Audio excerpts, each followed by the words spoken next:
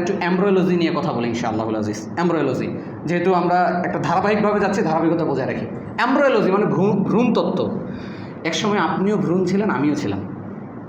Yes, এই যে শক্তিশালী দেহটা দেখছেন না, এই যে এত বড় হয়ে গেছি আমরা আজকে, আমাদের টাকা পয়সার অহংকার, দাম্ভিকতা, এত কিছু, তো একসময় আমরা এতটা শক্তিশালী ছিলাম না।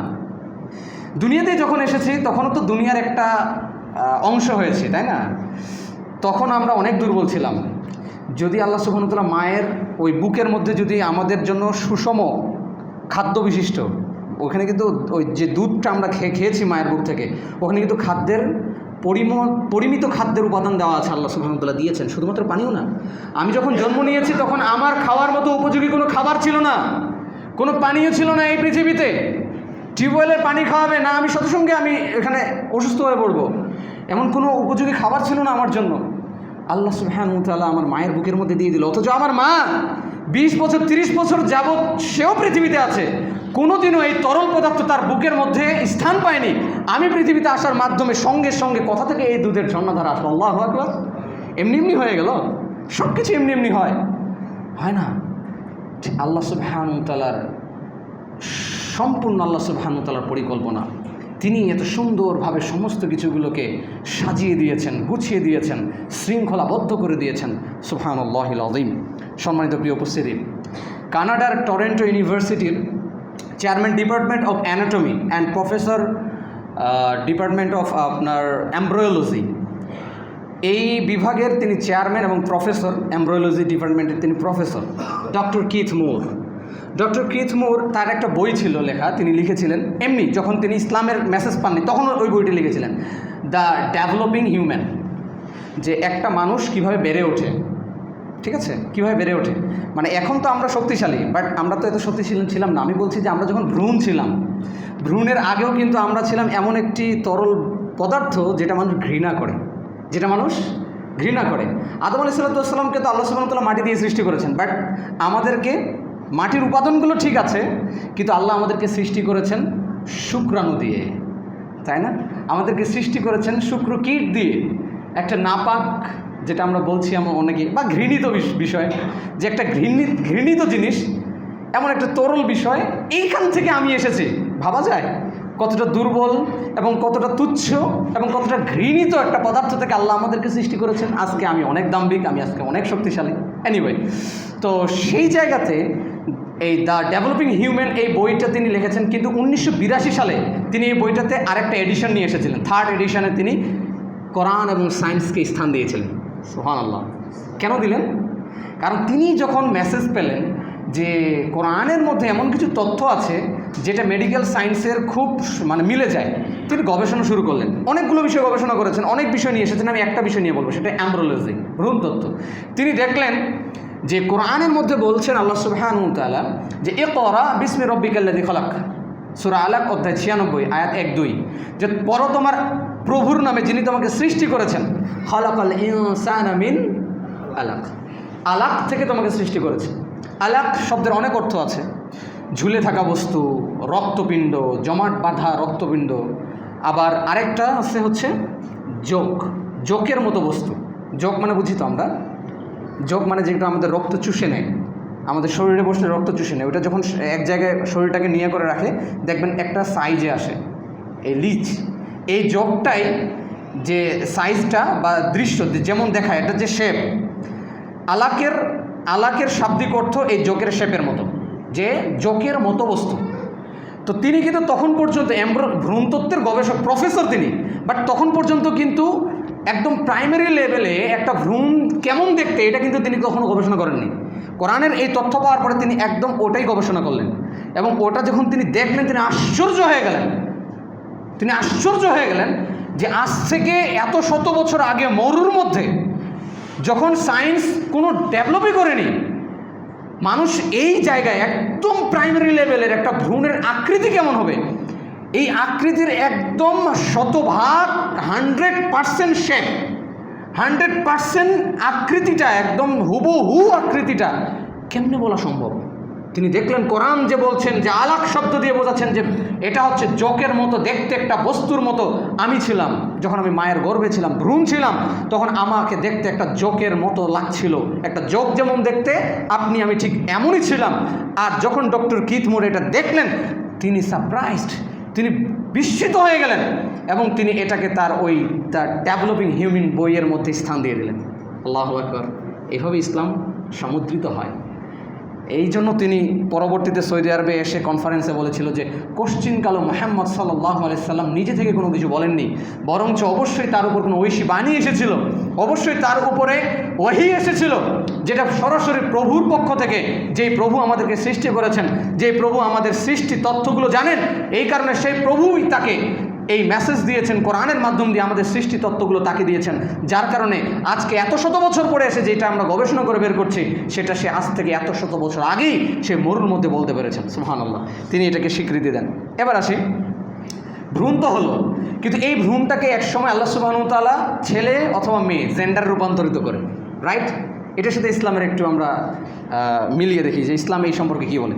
তো মানুষের প্রতিটি কোষের মধ্যে 46টি ক্রোমোজোম থাকে, অর্থাৎ 23 জোড়া ক্রোমোজোম।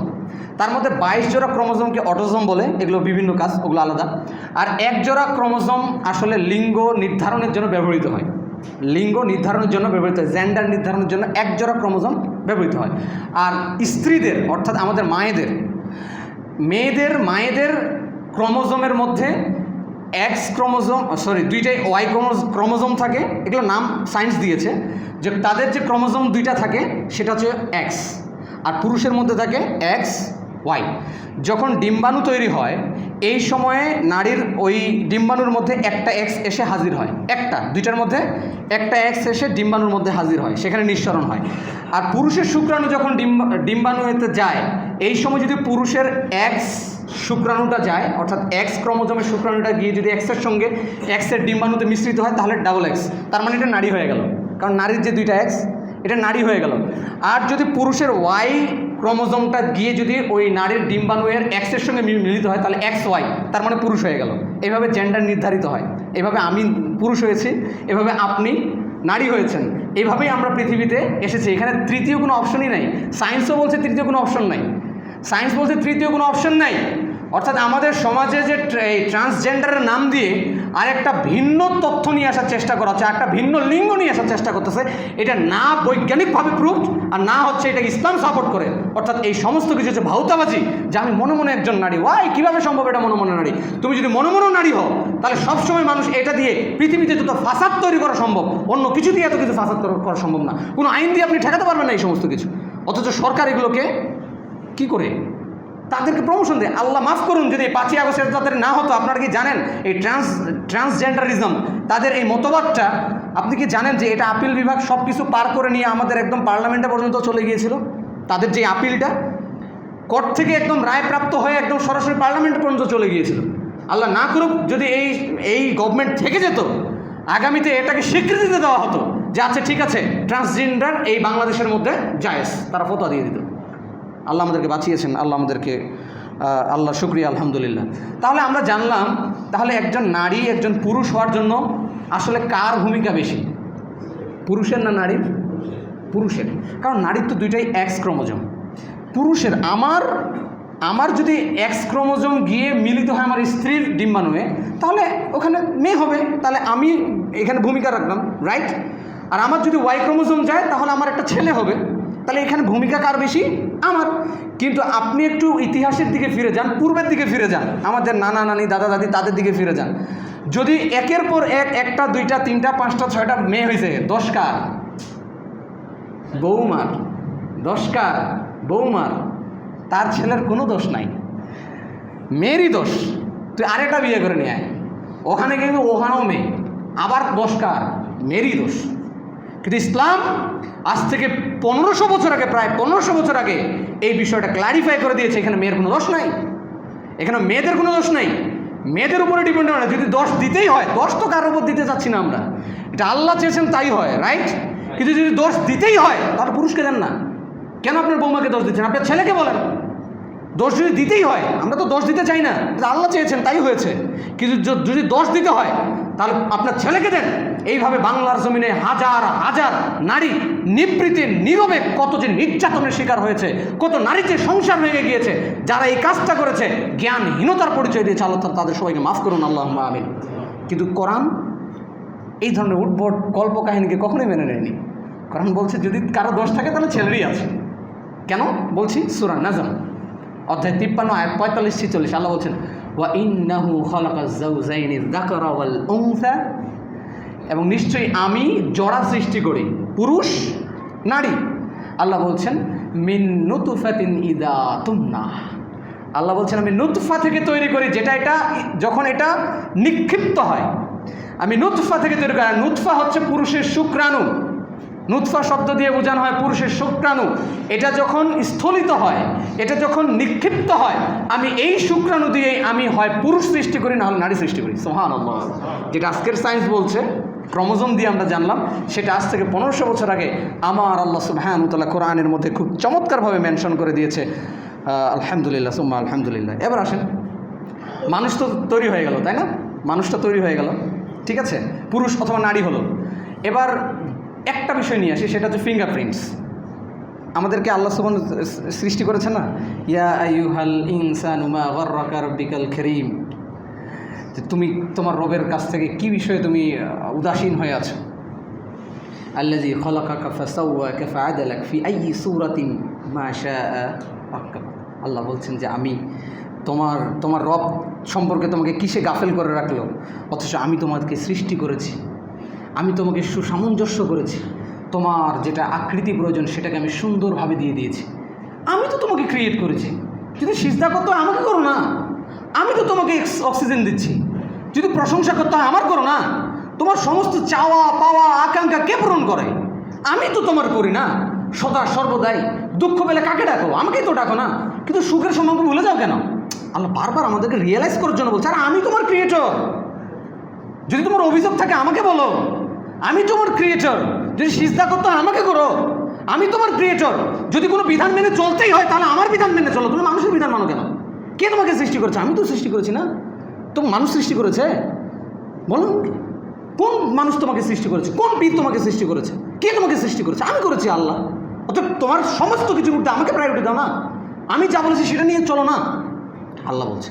ঠিক আছে, তো আল্লাহ আমাকে এমনভাবে সৃষ্টি করেছেন যে আমার যে আঙুলের ডগাতে যে ফিঙ্গারপ্রিন্টস, এটাকেও আল্লাহ সুবহানাহু ওয়া তাআলা সুবিন্যস্ত করেছেন। আমরা 1880 সালের দিকে ফ্রান্সিস গল্ড এর গবেষণার পর থেকে আমরা জানি যে মানুষের একজনের ফিঙ্গারপ্রিন্টসের সঙ্গে আরেকজনের ফিঙ্গারপ্রিন্টসের কোনো মিল নেই।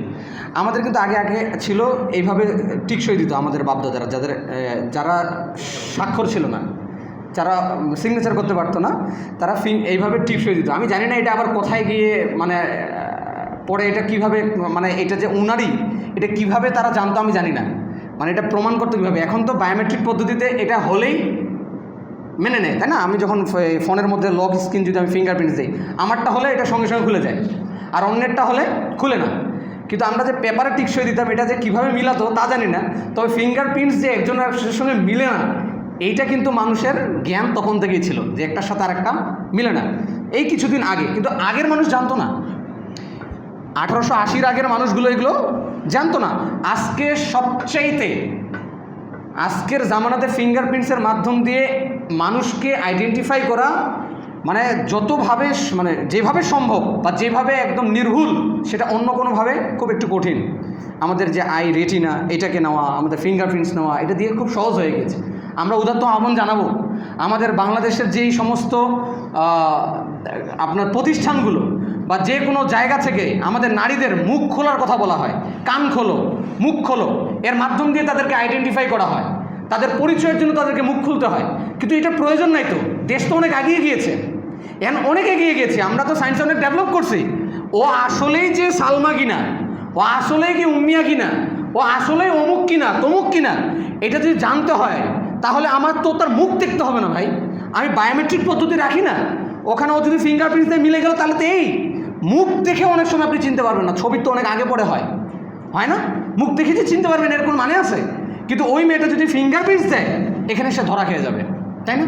তাহলে যদি শনাক্ত করতেই হয় একজন পরীক্ষার্থীকে, যদি শনাক্ত করতে হয় যে ভিসা নিয়ে অন্য দেশে যেতে চায়, তাকে যদি আপনি ফাইন্ড আউট করতে চান, যে কোনো জায়গাতে যদি আপনাকে ভেরিফাই করতে হয় যে এই ব্যক্তিটা আসলেই ওই ব্যক্তি কিনা, তাহলে আপনি বায়োমেট্রিক যে কোনো পদ্ধতি অবলম্বন করেন, আপনাকে এখানে মুখ খুলতে হবে।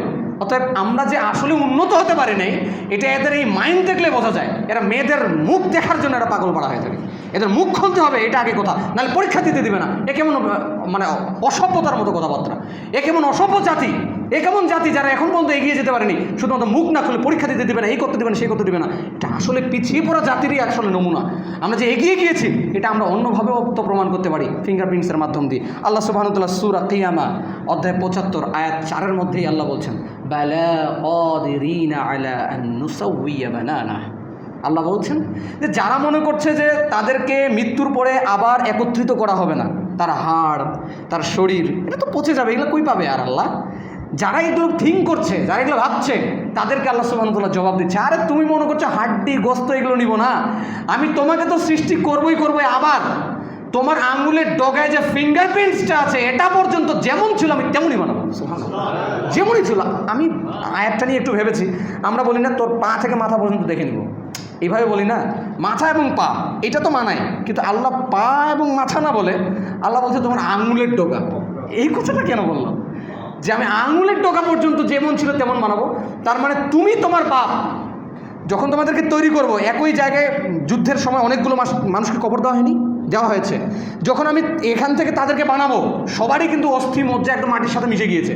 এখান থেকে যখন আমি আলাদা করব, তখন এমন হবে না যে আমার সাথে আরেকজনের লাশের অঙ্গ প্রত্যঙ্গ এলোমেলো হয়ে যাবে, এটা কখনো হবে না। আল্লাহ বলছেন তোমরা যদি 10 জনের লাশ একই মাটিতে যদি দাফন হয়, 10 জনকে আমি আবার আগের মতো বানাবো, একজনের অঙ্গ প্রত্যঙ্গ আরেকজনের কাছে যাবে না, যেই অঙ্গ প্রত্যঙ্গ নিয়ে উঠেছে তার সেটাই থাকবে আইডেন্টি। আল্লাহ সুবহানাহু ওয়া তাআলা এখানে ফিঙ্গারপ্রিন্টসের কথা বলছে, তোমার আঙুলের ডগা পর্যন্ত আমি ঠিক রাখবো। তার মানে তুমি সলিমুদ্দিন, তুমি সলিমুদ্দিনই থাকবা, তুমি কলিমুদ্দিন, তুমি ওটাই থাকবা, তুমি আব্দুর রহমান, তুমি আব্দুর রহমানই থাকবা। তো ওইভাবেই সৃষ্টি করবো, আমি এমন পারি। এটাই আল্লাহ সুবহানাহু ওয়া তাআলা আমাদেরকে বোঝালেন। আল্লাহু আকবার। যেহেতু সময় শেষ, তা আমি এগিয়ে যাচ্ছি না। সর্বশেষ আপনাদের কাছে বলবো, শুধুমাত্র এগুলো নিয়ে না, আল্লাহ সুবহানাহু ওয়া তাআলা প্রাণী জগৎ নিয়ে অনেক কথা বলেছেন।